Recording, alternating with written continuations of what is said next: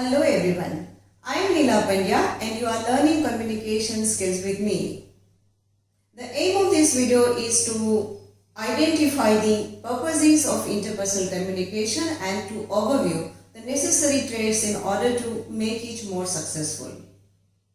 Some people have natural talent for interpersonal skills. They implicitly understand what is needed to get along with others, perhaps without ever knowing what interpersonal communication is, and that is the beauty of interpersonal communication. With or without knowing how to define them, you can possess and cultivate this life-changing ability and sculpt and define your future for your betterment. Interpersonal communication may serve a variety of purposes. A purpose need not be conscious at the time of the interpersonal encounter, nor it is necessarily the intended reason for the encounter. Purposes may be conscious or subconscious, intentional or unintentional, and there are 5 purposes, and they are to learn, to relate, to influence, to play, and to help.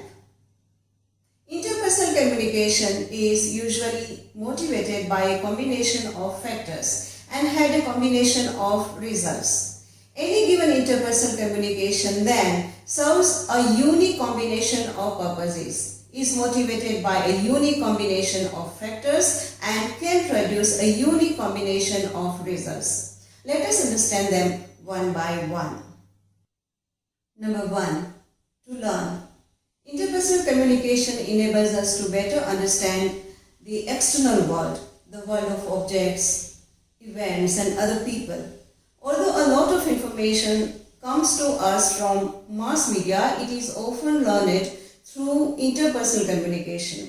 Nothing seems as interesting, as exciting or as worthy of discussion as our own feelings, thoughts and behaviors. Through communication, we come to know how we appear to others, who likes us, who dislikes us and why they like and dislike us.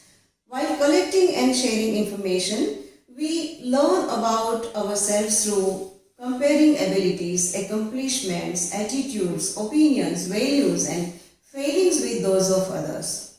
We do social as well as professional comparisons, and some take these comparisons as motivation to acquire new skills or knowledge, while some take it as an excuse for inactivity. Regardless how and why we do comparisons, it is clear that there is a self-development of self-concept. Number 2 is to relate. One of our greatest need is to establish and maintain relationships. We want to feel loved and liked, and in turn we want to love and like others also. Such relationships help to alleviate loneliness and depression. It enables us to share and heighten our pleasures and generally make us feel more positive about ourselves. Now number 3 is to influence. We often attempt to influence the attitudes and behaviors of others in our interpersonal encounters. We may wish them to vote a particular way, try a new diet, buy a certain item, listen to a record, see a particular movie, take a specific course, think in a particular way, believe that something is true or false, value some idea, marry someone or us. The list is endless. We spend a good deal of our time engaged in interpersonal persuasion. Number 4 is to play. Play includes all activities of which pleasure is the primary of exclusive goal. Talking with friends about our weekend activities, discussing sports and meetings and telling stories and jokes and generally just passing the time serve this function. Far from frivolous, this purpose is an extremely important one. It gives our activities a necessary balance and our mind a fresh break from all the seriousness around us. We all have a child within us and that child needs time to play. Isn't it so? Number 5 is to help. Through interpersonal communication, we offer guidance to help to others. We all do this in our daily interactions. For example, we console a friend who has lost the loved one. We counsel a fellow student about courses to take, or we offer a piece of advice to a cool colleague about work, or we make funny faces to make someone laugh who is sad. Now, how much we succeed socially or professionally in these endeavors depend on our knowledge and skill in interpersonal communication. Now, these purposes in interpersonal communication can be looked at from two perspectives. First, our purposes may seem as motives for engaging in interpersonal communication. From these perspectives, we engage in interpersonal communication to satisfy our needs for information or knowledge and to form relationships. Second, these purposes may be viewed as the desired result of interpersonal communication encounters. In this point of view, we can increase knowledge of self and others, or exert influence or power over others. So let us summarize how today's learning leads to action. Interpersonal communication is all about verbal and non-verbal behaviors. So the focus is on our communication competence. Now, what is this communication competence?